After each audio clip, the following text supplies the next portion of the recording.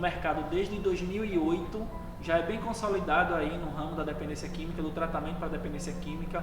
Agora também, né, abrindo um leque para o tratamento de psiquiatria, né, então dos transtornos psiquiátricos, não apenas da dependência química. Mas por ser uma clínica aí já bem consolidada, né, eu queria que Fabrício se apresentasse um pouquinho aí, falasse um pouquinho tanto quem é o Fabrício, bem como surgiu o Grupo Recanto, o que é o Grupo Recanto, para quem estiver nos assistindo aí poder conhecer um pouquinho mais da gente. Então, boa noite, Fabrício. Boa noite. Por favor, fale um pouquinho quem é o Fabrício, como surgiu essa ideia do Grupo Recanto e por que o Fabrício ficou interessado em seguir nesse segmento, né, de dependência química. Meu nome é Fabrício Selman, tenho 25 anos, 10 meses e 24 dias limpo. Eu sou pós-graduado em dependência química pela Unifesp. Eu sou um psicanalista e também com pós-graduação em filosofia e autoconhecimento. O Grupo Recanto nasceu de um sonho, porque desde os 2 anos de recuperação eu aprendi a levar mensagem, né? Eu em clínicas e instituições levando a mensagem, conheci instituições no sul do país, no sudeste do país, e depois de passar por 20, 30 instituições levando a mensagem, eu fiz uma pós-graduação em gestão empresarial.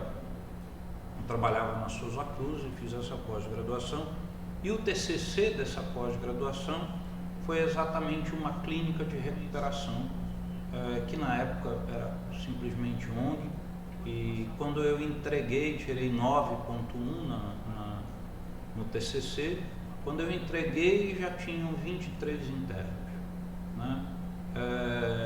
Ou seja, deu muito certo. E isso foi no dia 2 de abril de 2008, ou seja, nós temos aí 12 anos e 7, 8 meses que a gente já está aberto, né? Vem salvando vidas.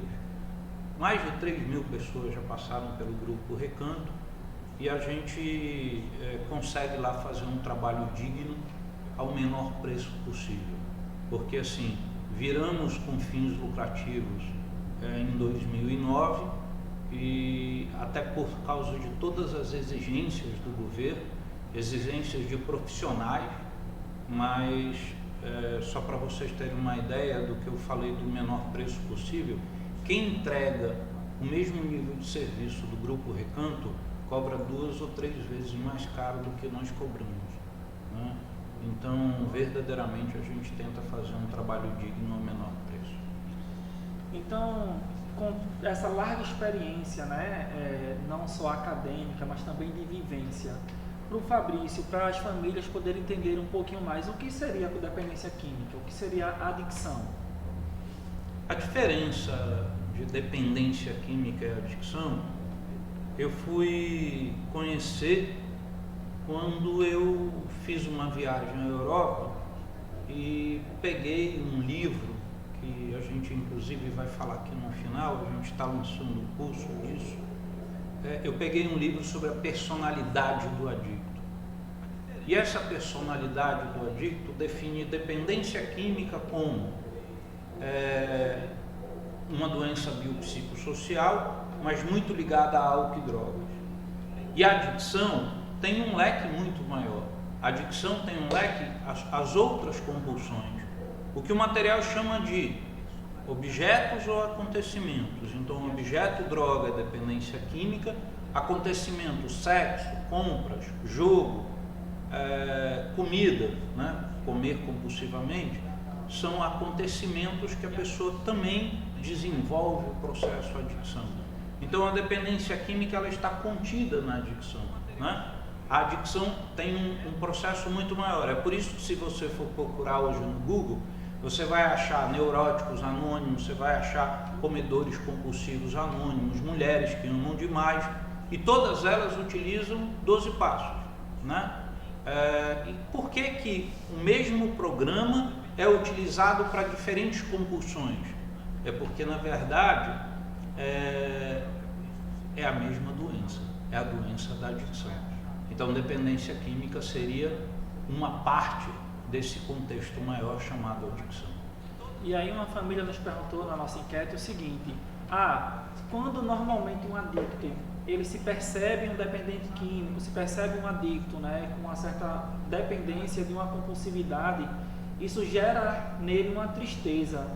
E então, no seu conhecimento, o que seria? Por que esse adicto, né, ao se perceber dependente, ele gera essa tristeza nele? Eu podia falar de duas formas. A primeira vertente, que é uma vertente de se descobrir doente, se descobrir adicto. Essa vertente ela tem um pouco de calma, tranquilidade, por saber que não era uma doença moral, mas também tem um processo penoso, que é o entender que eu sou doente e que é uma doença incurável, né?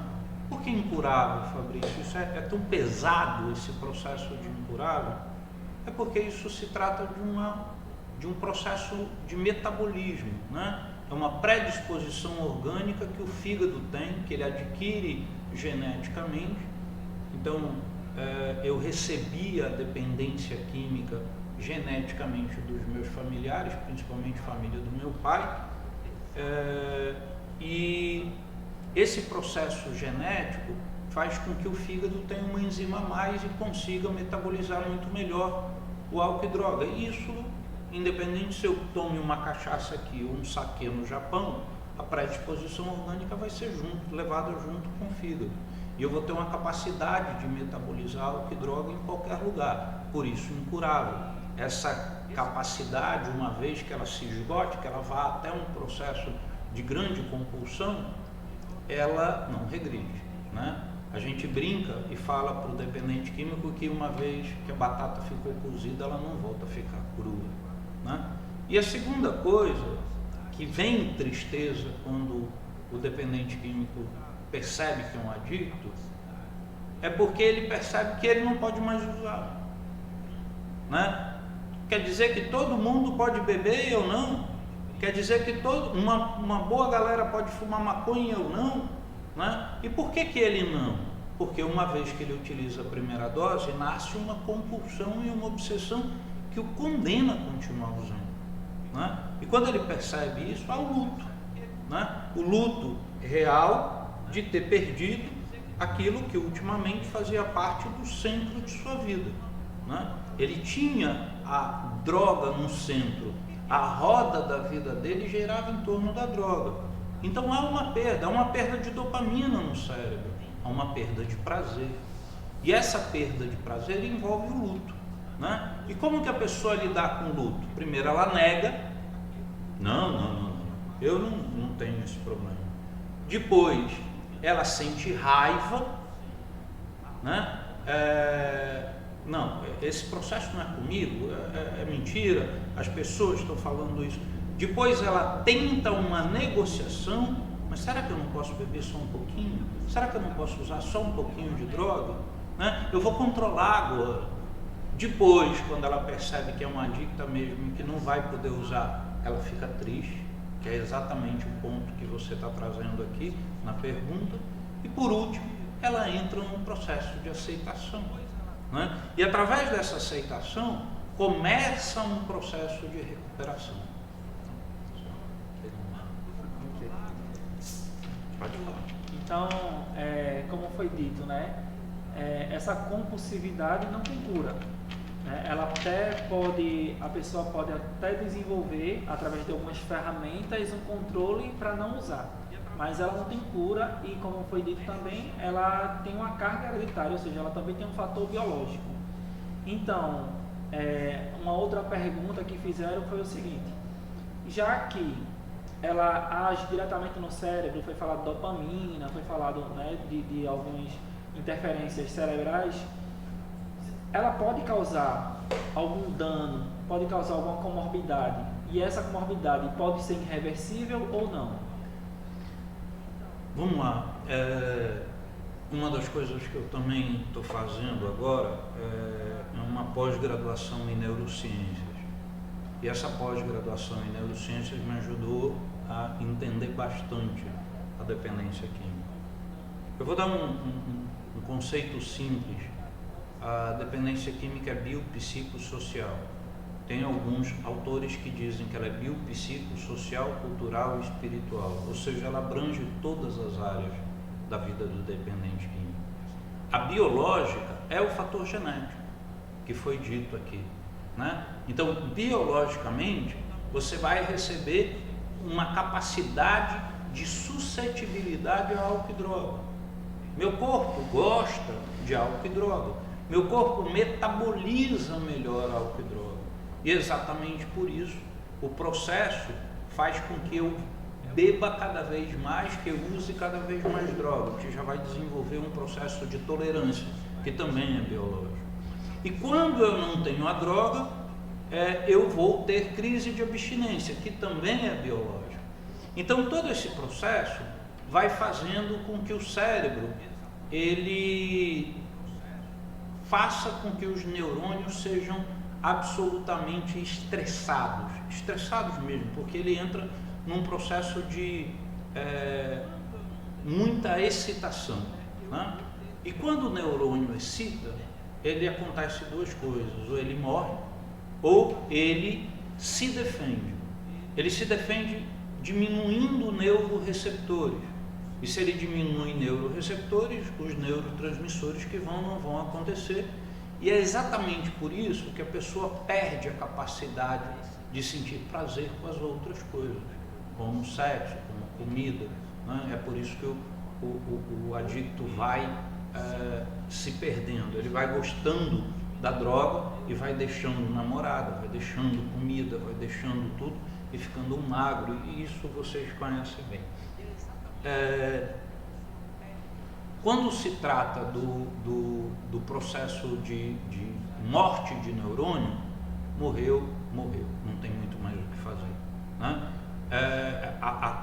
Agora na neurociência descobriram que tem alguns neurônios que conseguem voltar, né? Mas isso é só dentro da memória.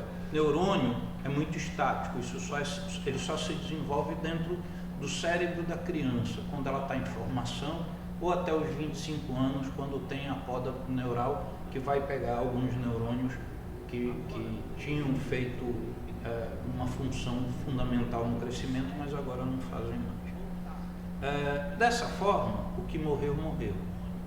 Então, aquela capacidade de memória que ele tinha, aquela capacidade de prazer que ele tinha, infelizmente ele não vai ter mais.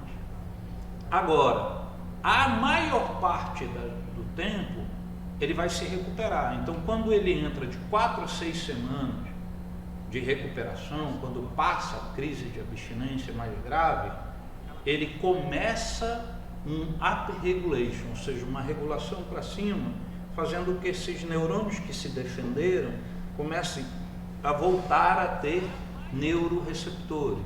Ou seja, de 4 a 6 semanas até os 2 anos, o cérebro dele vai sendo reformulado, voltando à atividade. E aí o prazer que ele não tinha, ele tem, a memória que ele não tinha, ele vai ter de volta, o juízo de valor ele vai ter de volta. Então tudo isso que não morreu, volta. Agora, você me perguntou sobre esquizofrenia e bipolaridade. Infelizmente, quando a gente chega numa comorbidade, doenças psiquiátricas graves, elas não têm uma cura específica. Ela vai precisar ser medicada e tratada para o resto da vida. Então, esse é o grande mal que a droga pode fazer. Uma do que a gente chama das 3 fatalidades da droga, que é loucura, prisão ou morte, né? Loucura, quando a gente fala de loucura, a gente está falando de bipolaridade, a gente está falando de esquizofrenia, a gente está falando de outras coisas.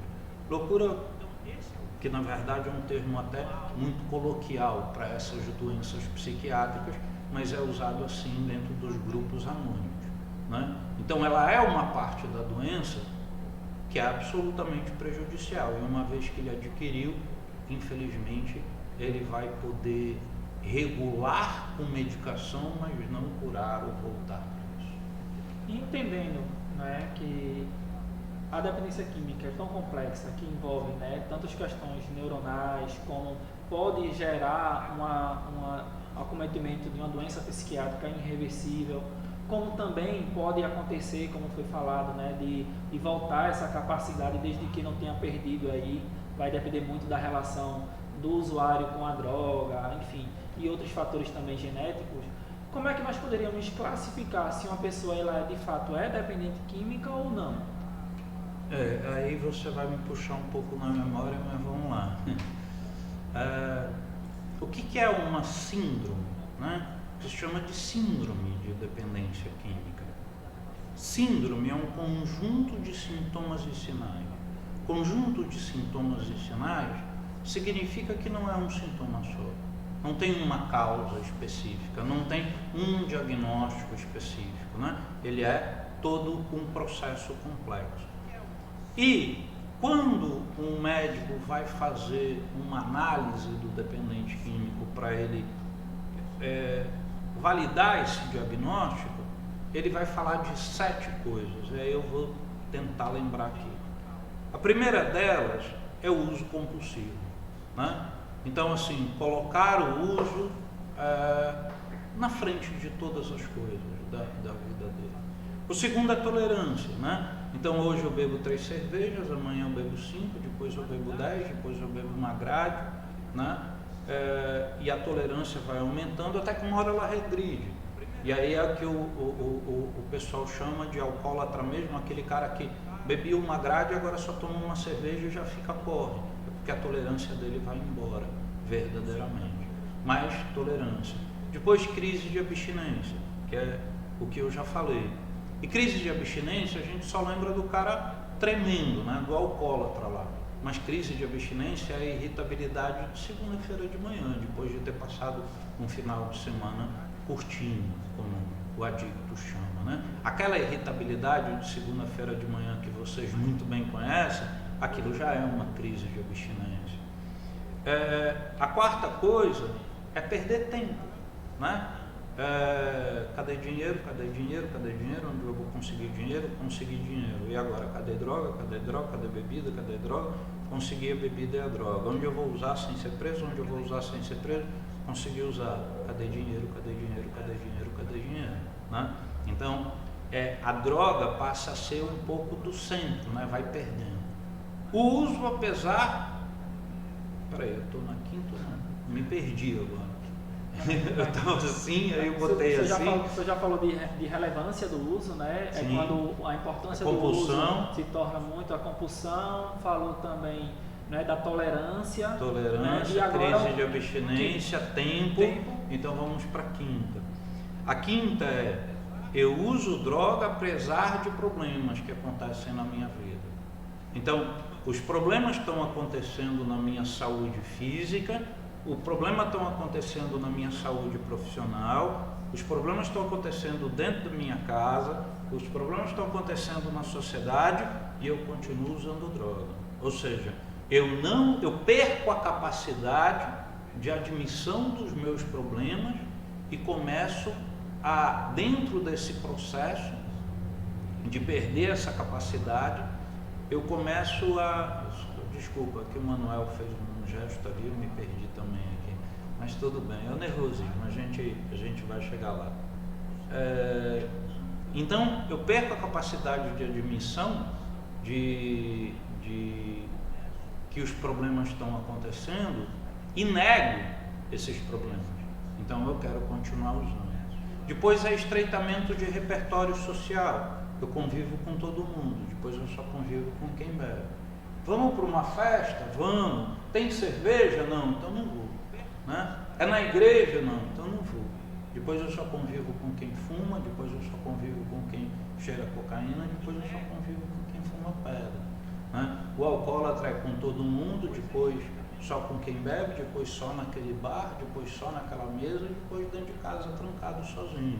Então ele vai se isolando socialmente e vai vivendo um processo de estreitamento do repertório social.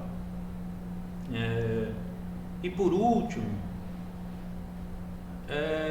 eu vou puxar, porque são duas, a de alcoolismo e drogadição. Eu vou puxar uma de alcoolismo, porque eles são muito parecidos todos. É a reinstalação após a abstinência. Não importa se eu fico 3 anos, 30 anos. A medicina diz que depois que eu uso droga de novo, em 72 horas a compulsão será restabelecida. Eu posso até chegar na minha casa e dizer assim, olha, tá vendo como eu controlo? E eu vou controlar 1 dia, 2 dias, 3 dias. Só que depois de 3 dias usando, a compulsão está restabelecida. É só uma questão de uma briga, de uma boa justificativa para eu voltar à compulsão de quando eu parei, né? E isso é muito sério. Então a gente falou aí de 7 sintomas e sinais. Eu preciso ter todos esses para eu me transformar, para eu me considerar, para eu ter o diagnóstico de dependente químico. Não, 4 ou mais nos últimos 12 meses já é uma característica de dependência química, né? Então esses são o conjunto de sintomas e sinais, esses 7. Se eu estiver esquecendo de um aqui, eu daqui a pouco falo para vocês. E aí nessa mesma temática, né, de sinais, de sintomas, surgiram 2 perguntas, né? Entre elas a variação de humor são sinais de uso, né? São sinais que podem preceder o uso, e uma outra uma baixa autoestima na infância. Pode ser um fator, pode ser um sinal, pode ser um sintoma para que esse indivíduo possa se tornar dependente na fase adulta? Eu vou começar pela última. Dentro do tempo que eu tenho tratando o dependente químico, eu acho que, na verdade verdadeira, o dependente químico tem 5 fatores ambientais que fazem ele usar droga, né? Primeiro, abuso, né? É o que é chamado, no enfrentamento de estresse, é chamado de tristeza aprendida, desamparo aprendido, né? Porque foi aprendido uma tristeza por causa dos abusos que foi sofrendo. Segundo, abandono. Um dos pais não estarem com uma convivência real dentro do período de 4 a 7 anos da criança. Ali é a formação superegóica.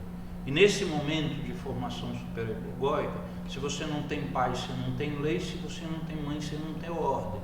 Então a ordem e a lei são fundamentais para a vida dele, para limites que ele vai ter que ter durante o seu... Ele, inclusive, está aí dentro o certo e errado para a vida dele, princípios e valores para a vida dele. Quando não tem um dos dois, o superego fica lacunar. E quais são as características do superego lacunar, Fabrício? A característica é irritabilidade, a característica é não valorização de si mesmo e uma dor e uma angústia para o resto da vida, né? A terceira coisa é garoto mimado, o rei bebê. O garoto mimado, ele não teve o aprendizado de lidar com frustrações. E como ele não teve esse aprendizado, ele também não aprendeu a viver, né? Ele espera que mãe e pai façam tudo o que ele quer e ele está acostumado a ter tudo o que ele quer, né? Porque a droga também dá tudo o que ele quer na hora que ele quer, porque é o prazer e a mudança de humor na hora que se quer.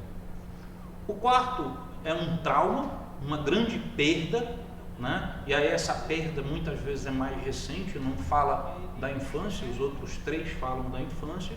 E aí o último seria uma doença psiquiátrica. Essas 5 coisas, eu acho que elas estão muito relevantes. E dentro dos estudos que eu venho participando hoje de neurociências e de filosofia e autoconhecimento, eu posso lhe garantir que está muito forte essas 5 causas, com alguns fatores externos que pessoas, inclusive com depressão, com dependência química, vivenciaram. E agora, primeira pergunta, você tem que me lembrar. Se uma criança que tem uma baixa autoestima aí na sua infância, se ela pode vir a ser um dependente químico na fase adulta? Isso eu respondi, porque seriam as 3 primeiras. A baixa estima da criança, ela provém principalmente de abuso, ela provém de falta de um dos pais, ou ela provém de pais completamente facilitadores no processo, onde ele quer tudo o que ele quer, né? E aí sabemos muito, né? Vocês, sobretudo, mais do que a gente, nós também sabemos muito de o quanto que a dependência química não afeta apenas o dependente, né? O quanto que a adicção, essa compulsão, não afeta apenas quem é o compulsivo, mas também afeta todos ali que tem em sua volta. E como essa família, esse ente querido, esse amigo próximo pode ajudá-lo? Existe um marqueteiro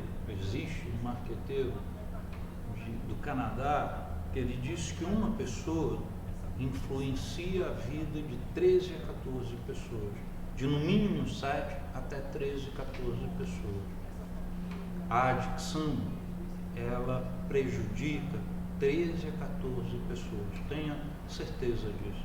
Ela prejudica o namorado, ela prejudica o filho, ela prejudica pai e mãe, ela prejudica irmão, ela prejudica amigos, ela prejudica a sociedade, né? Então, há uma rede muito forte desse processo. Eu não estou lembrando da pergunta como um todo. Você falou... Como é que essa família que é afetada pela dependência química, pela adicção, pode ajudar essa pessoa? Perfeito. A família passa por 5 fases também, né? Quais são as fases que a família passa? Primeiro, ela nega, né? Isso é uma característica natural da gente. A gente, quando recebe um problema, a gente primeiro diz assim: isso não está acontecendo comigo, né? E a família, ela tem essa mesma reação natural. Depois disso, ela culpa o adicto. Ela vem para o âmbito moral do processo. É vagabundo, é sem vergonha, ele realmente é um cara que nunca deu certo, tá vendo? Ele não presta. E aí a família passa ao processo do bode expiatório, vai buscar aquela pessoa uma dificuldade em cima dele, porque leva uma dificuldade, porque leva cheio de rótulos, né? E o adicto gosta de rótulos.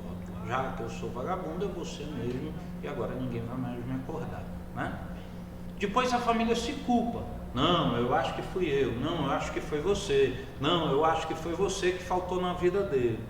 E depois ela busca tratamentos aleatórios, loucos, né? Vai querer que o menino se case, que a menina se case, vai querer levar ela para longe, porque o problema são os amigos, aí tem a fuga geográfica, aí muitos levam... Minha família, por exemplo, queria me botar numa cama de hospital, dormindo 45 dias com alguém fazendo lavagem cerebral no meu ouvido, dizendo nunca mais use droga, ou seja, são essas coisas meio loucas. Me levaram também para tomar uma injeção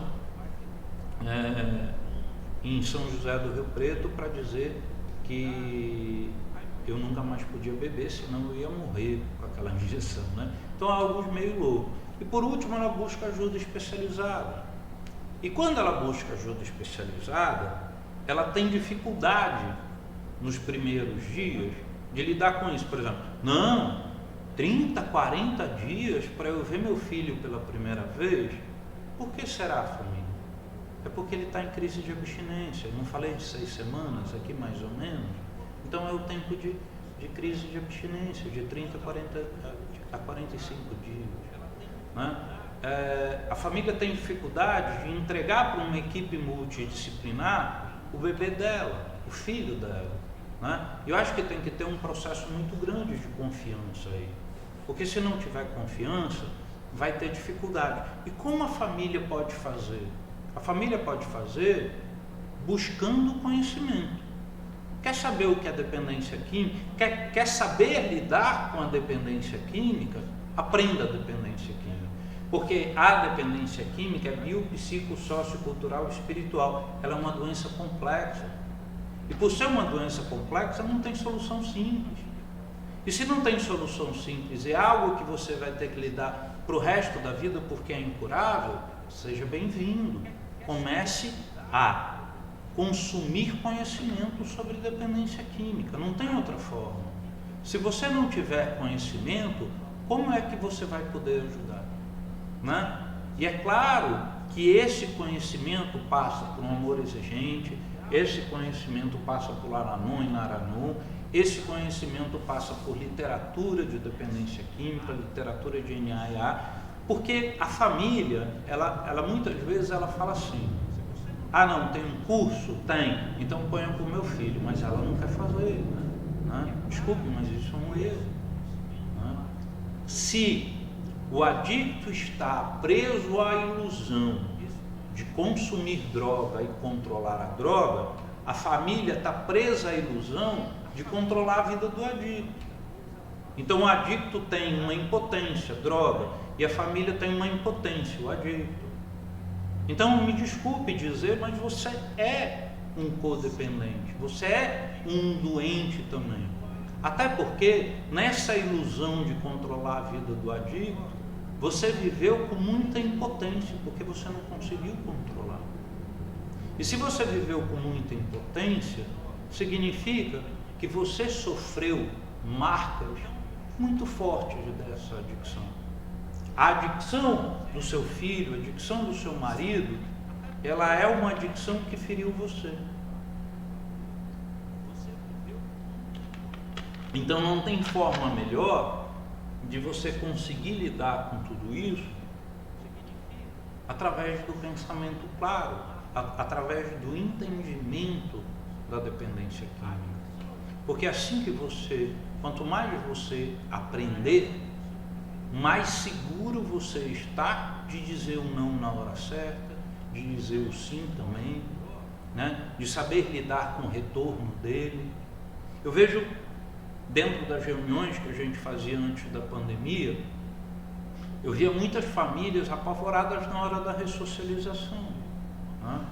Mas que tinham aparecido aqui só uma ou duas vezes. Então assim, uma ou duas reuniões não vai ajudar você a lidar com seu filho, né? Você vai aprender e ter que aprender muito mais, até para tentar entender tudo isso, né? Então é fundamental esse processo de conhecimento, né? De mergulhar um pouco no conhecimento da dependência química. E aí é muito importante, né, esse conhecimento, onde você de fato vai entender um pouco do que se passa na dependência química, mas por vezes se faz necessário uma internação, né? Até que mesmo contra a vontade dele, às vezes se faz necessário, é fato, né? E pensando no Grupo Recanto, que já está aí no mercado desde 2008, que vem se reformulando a cada tempo, né, a cada dia, para poder melhor prestar o serviço com a equipe, né, preparada, uma equipe multidisciplinar. Como é que o Grupo Recanto trabalha, Fabrício? Como é que o Grupo Recanto disponibiliza o tratamento? Quais são as formas de tratamento no Grupo Recanto? A primeira coisa que eu queria te falar é que usuários de crack, usuários mais nocivos, só 8% pede ajuda, né? Diferente de uma pessoa normal que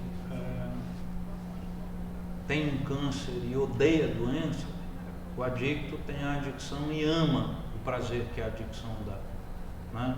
Então ele não vai deixar isso, e muitas vezes ele precisa da interferência da família. Essa intervenção profissional é uma intervenção necessária para salvar a vida. Você não está botando o seu filho de castigo, você está dando a ele uma oportunidade dele ter de volta o seu julgamento crítico. Porque se ele tivesse julgamento crítico, ele não tinha trocado um tênis de R$800, R$900 por 2 pedras na boca de 10 contos, né? Ele não tinha trocado um computador de 2.000 por 5 pedras, né? Então assim, perde o juízo de valor. E é preciso da abstinência prolongada de 4 a 6 semanas para começar a voltar o juízo de valor, né? E aí a pergunta de como o Grupo Recanto faz seu tratamento, o Grupo Recanto pensa no biopsico, sociocultural e espiritual. Biológico tem médico psiquiatra, tem médico clínico, tem enfermeiro, tem nutricionista, tem todo esse processo para dar amparo a esse primeiro momento do residente. Então, no primeiro momento, nós somos um hospital de pequeno porte, nós não somos comunidade terapêutica. É uma grande diferença, porque nós temos médico 24 horas dentro da instituição, né? Capaz de lidar com qualquer problema de saúde o tempo inteiro, com a equipe de enfermagem junto, né? Então, o seu filho vai ter a proteção de que nos primeiros 7 dias, que são os mais graves de um processo de abstinência, ele está completamente assistido. Depois a gente passa para o psico. O psico é o psicólogo, é o terapeuta ocupacional, é o psicanalista, são todos esses aspectos para que ele possa se deparar com seus traumas, para que ele possa se deparar com seus defeitos de caráter, que ele possa colocar a luz da honestidade em cima de tudo isso, né? Para que, uma vez que ele tenha autoconhecimento, ele consiga ter autogestão dos seus impulsos, né? Porque somente com a autogestão dos seus impulsos, ele consegue dizer não para a droga lá fora. Aí ele tem o sócio, que é uma comunidade, mas não é só essa comunidade, esse grupo de mútua ajuda, é o TR. O TR fala olho a olho, o TR fala, eu já passei por isso, eu já vivi isso, né? A gente tem o cultural e a gente separa homens e mulheres exatamente para falar da cultura feminina, da cultura masculina e de como eu posso dizer para o menino que ele não é mais homem porque ele bebe, ele não é mais homem porque ele usa droga. Eu posso dizer para a menina, você vai ter uma autoestima melhorada no momento que você parar de usar droga, e você pode ser mãe, você pode ser família, você pode todo esse processo conforme a sua escolha. E por último, o espiritual, né? A gente não fala de religião, a gente fala de espiritualidade, ter um poder superior. Para algumas pessoas, elas chegam com tanta dificuldade de acreditar em alguma coisa, que nos primeiros meses ela acredita apenas no grupo, né? O grupo, o programa, fala muito nisso, mas depois ela pode chegar a chamar de Deus e optar pela sua religião, porque a espiritualidade está dentro de uma das relações naturais da vida, né? Deus, eu, sociedade, família. Isso é relação natural. Isso é o que eu tenho que buscar até para recuperar a minha ação positiva, né? Voltar a ter uma vida digna, útil, íntegra e feliz. Então, o tratamento, ele precisa ser integrado. E o Grupo Recanto vai passando por todas essas áreas. E tem uma coisa forte, assim, a gente tem 3 pilares. O primeiro pilar, eu podia dizer até que o do meio, o mais forte, é 12 passos. São 12 passos. 12 passos, ele traduz Bíblia, medicina, psicologia, para o alcoólatra que está lá na sarjeta agarrado com uma garrafa de cachaça, né? Então ele é fundamental no nosso tratamento. Depois ele tem aconselhamento e independência química, que são profissionais, médico, psicólogo, psiquiatra e assim por diante. E por último,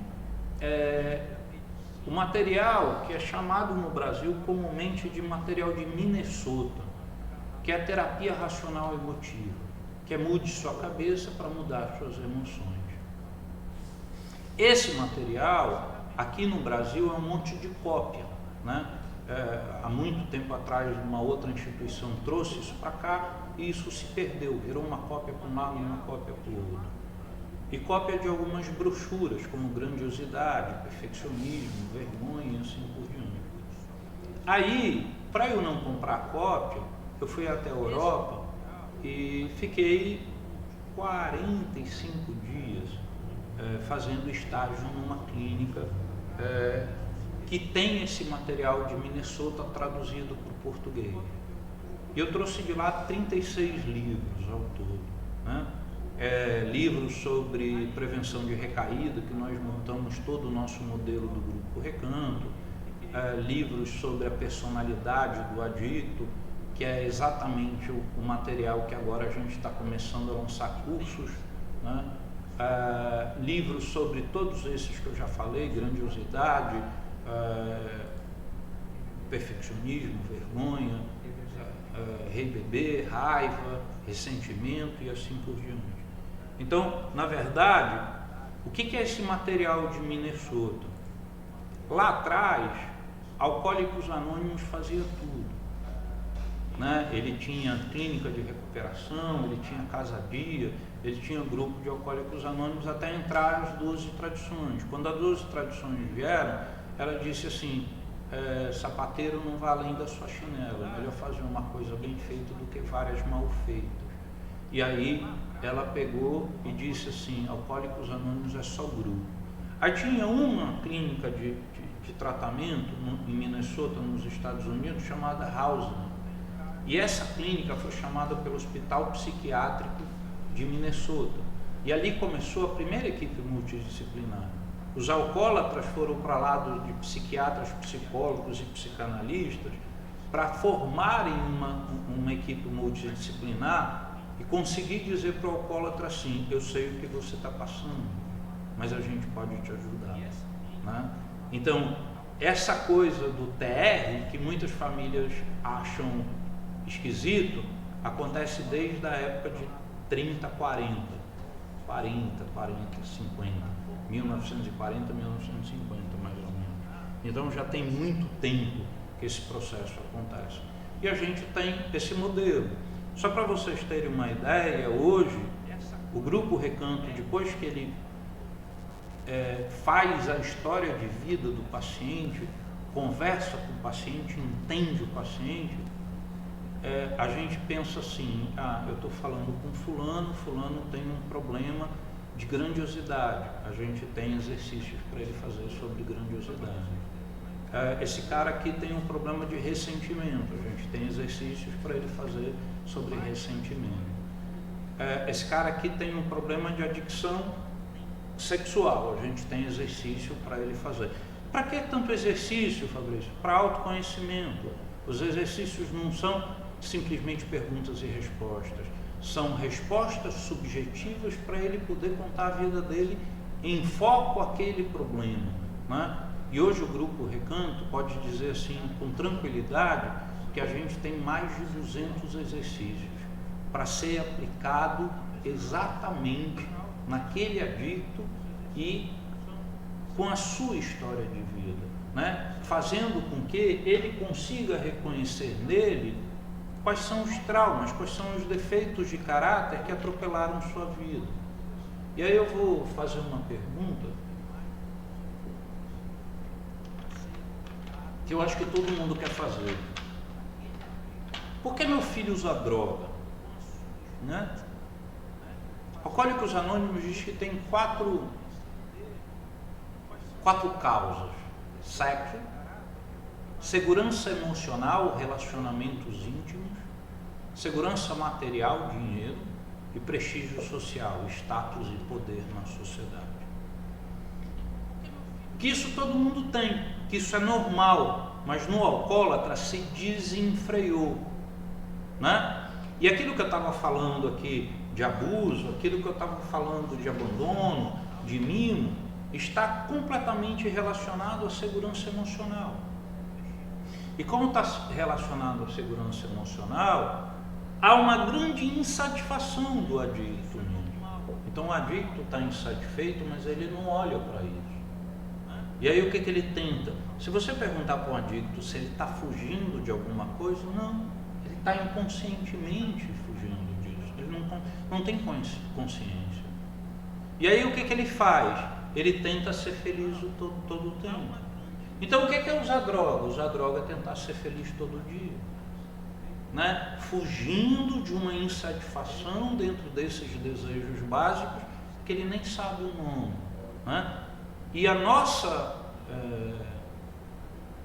grande ação é pelo menos mostrar para ele, né, qual é a causa. aonde foi que isso tudo começou, de que forma esse processo começou, de que forma essa fuga foi embora. E mostrar para ele que não é racional. Não tem uma explicação, olha, só um minuto, eu vou ali cheirar 5 gramas de cocaína e vou quase ter uma parada cardíaca. Não tem racionalidade.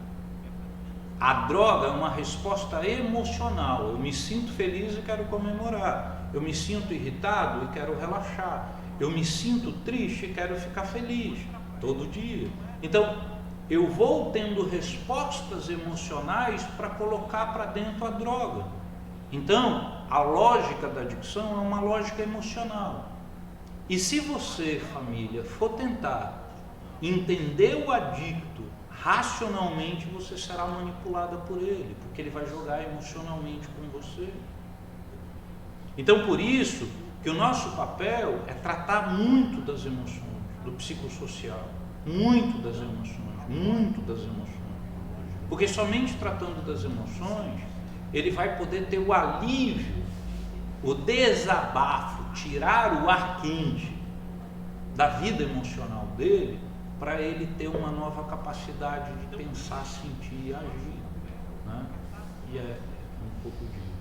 E aí, então, né, entendendo que o Grupo Recanto, né, tem, digamos assim, 3 pilares, que é a 12 passos, a TREC, né, a teoria racional emotiva, e também o aconselhamento em dependência química, já só pela sua explicação se percebe que o tratamento não é um tratamento de uma semana, não é um tratamento de 30 dias, né?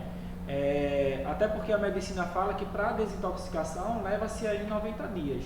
Mas teve uma família que perguntou qual seria o tempo médio de um tratamento no Grupo Recanto. Na verdade, o nosso contrato, a gente tem que é por evolução, né? Como eu disse, o cerne de todo o tratamento, ele é 12 passos. E é fundamental que ele saia de lá com o 4º passo bem feito. Então ele é por evolução, porque se ele não evoluir e não chegar no 4º passo, a gente não vai conseguir dar alta para ele achando que a gente fez o nosso trabalho. E o que é o 4º passo, Fabrício? O 4º passo é contar a vida dele toda no âmbito das suas principais insanidades, né? É colocar o feio para fora, porque somente uma casa limpa Deus vai morar. Deus não mora em casa suja, né? Então, assim, é uma limpeza de casa verdadeiramente que ele precisa ter, e a gente acredita nisso. E esse tratamento, a gente hoje tem várias, né? A gente tem psiquiátrico, a gente tem dependência química. Então, o psiquiátrico pode demorar 1 mês, a dependência química pode demorar 6 meses, 7 meses. Então, assim, isso vai muito pelo PTI, que é o Plano de Tratamento Individual. E esse PTI, mas aí, Fabrício, vocês têm muito uma coisa de 6 meses. Temos 2 meses de desintoxicação, 3 meses de conscientização e 1 mês de prevenção de recaída. Então, é exatamente os 6 meses que a gente prega como o eficiente no processo. Mas eu tenho uma necessidade de transformar isso em 3 meses. A gente pode adequar, mas vai ter que adequar muito bem esse processo. A gente está fazendo esse teste hoje de 3 meses com algumas famílias particulares, né? Mas hoje o nosso padrão é 6 meses. E aí, já chegando perto de 1 hora de live, né? Nem parece, passou-se rápido. Chegando perto aí de 1 hora de live, depois do tratamento, né? Depois da pessoa, né, receber alta lá da clínica, ela pode fazer algum acompanhamento, ou até mesmo lá na clínica, ela pode fazer algum acompanhamento, um pós-tratamento com o Fabrício. E como é que a gente consegue contactar o Fabrício se tiver essa possibilidade do pós-tratamento com o Fabrício? Primeiro eu vou falar, pedindo permissão, eu vou falar que esse material que eu fui buscar na Europa, eu tinha 23 anos, ou seja, 2 anos e meio atrás, 2 anos e 10 meses atrás. Quando eu li o livro da personalidade do adicto, eu fiquei maravilhado, porque assim, era algo que com 23 anos de estudo, 23 anos de experiência eu não tinha visto. Né? Então, inicialmente a gente fez um workshop, workshops presenciais, mas exatamente aí há uma semana a gente lançou o primeiro módulo de um curso que começa falando exatamente sobre o conceito de adicção. Né? A gente chama de vícios e compulsões porque a gente extrapola a dependência química, a gente vai para a adicção. E a gente chamou de vício muito mais para que famílias que não nos conheçam consigam chegar, porque muitas vezes é assim que elas conhecem. Mas é um material absolutamente relevante, você vai ter 1h30, 2 horas aí de informação que você vai poder degustar e ter isso por 1 ano, para que você tire dúvidas, né? Mostre e converse aí com mais alguém. E esse é o primeiro módulo, né? Então hoje, se você tiver interesse, é só falar com a equipe aqui do Recanto Vida, Draumiro, Manuel, e daqui a pouco o João dá o telefone aí pra gente, que você pode entrar em contato. Então, falando, já está na tela de vocês o telefone para você entrar em contato. O curso é absolutamente barato, a gente fez ele assim, disponibilizou ele a um custo de R$ 78,00, pagando todas as taxas e tal do processo. Né? A gente pagou plataforma, pagou edição, pagou tudo isso, então verdadeiramente é um valor absolutamente acessível. Né? A gente quis isso, a gente não quis ganhar dinheiro, a gente quer pagar os nossos custos e ter para vocês aí uma informação relevante. E isso bate com aquilo que eu respondi, de ter conhecimento sobre dependência química, de ter conhecimento sobre adicção. Então, se você é o familiar de um dependente químico, não pague para ele fazer, pague para você fazer. Né? Se ele quiser fazer, isso é um processo dele, mas você, faça você, para que você conheça. Eu respondi outra coisa e não lembro. Não, mas também tem a ver, né? Também tem a ver porque nós íamos falar também do curso, né? Então tá aí o conhecimento, né? Disponibilizado para vocês, um valor altamente acessível. Vocês podem contactar o Manuel, o telefone está aí na tela, né? É um curso EAD, é um curso online, vocês não precisam vir para cá, para Recife, se vocês forem de fora, né? E aí vocês vão ter todo esse material, todo esse conhecimento que estão percebendo, para que vocês possam ter esse conhecimento. Mas... E você assiste quando você tiver tempo. Ele já está gravado, ele está disponibilizado para você pode assistir sábado à noite, você não precisa estar disponível em um determinado horário, é no seu tempo. Eu acho que isso é fundamental. E o João me fez a pergunta, agora eu lembrei, porque eu vou... o cérebro vai fervilhando aqui, eu vou esquecendo de algumas coisas. Sobre o processo de ter o conhecimento de Fabrício, de 20 e poucos anos, no tratamento de dependência química. Eu faço uma gama bem pequena, aproximadamente aí 22 internos, eu faço tratamento de psicanálise, que fala um pouco disso tudo que eu estou falando. Né? Para encontrar a causa, para encontrar o porquê que aconteceu, para entender sua infância. Então é um psicanalista com formação em dependência química. Né? Eu acho que essa junção ela deu muito certo. E com adicto em recuperação, que também pode virar no olho e falar, eu fiz assim, para mim deu certo dessa maneira. Né? Então a gente atende lá dentro do grupo Recanto, eu vou toda terça e quinta para as 2 unidades e sexta-feira eu atendo aqui no Recanto Vida. Então, seja familiar, seja interno, se tratando de dependência química, eu estou à disposição como psicanalista também para atender. E obrigado pela oportunidade de estar falando isso. Isso. E aí da mesma forma, né, com o curso, e aí tem muita gente aqui dizendo que já comprou o material, que achou excelente, que essa flexibilidade de horário também é muito boa. O Kleber brinca um pouco com o senhor e diz, Fabrício, sua garrafinha, né? Então o Kleber também brinca um pouco aí.